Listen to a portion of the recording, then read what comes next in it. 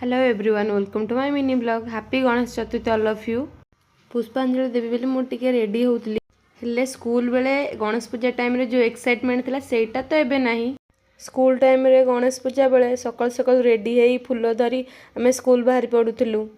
आज से मेमोरी सब मने पड़ी जाउची। आउ से स्कूल टाइम तो फेरी परिबनी, खाली मेमोरी मने पकेबा कथा। जेहेतु एबे भी मोर स्टडी चली मु उपवास करथली, से मुझे सकाल उठी गाधे रेडी हो जाइए पुष्पांजलि देवाई। देन मिरर आगे टी हल्टी मारी किछिटा फोटो शूट कर देइतली। गणेश पाखे पूजार बसाई मु पेन आने भूली जाइए, से मुझे बाहर जाइए आम गाँ छक को।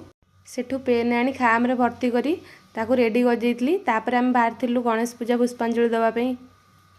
मो सांगर मोर जाइतलु आम गाँ अंगनवाड़ी रे पुष्पांजलि देवाई। भाईना भी आसिक पूजा आरंभ कर देइतले। आम गाँव प्राय पिला आम सब अंगनवाड़ी पुष्पांजलि देइतलु। वीडियो भल लगे लाइक शेयर करेंगे। रहुची।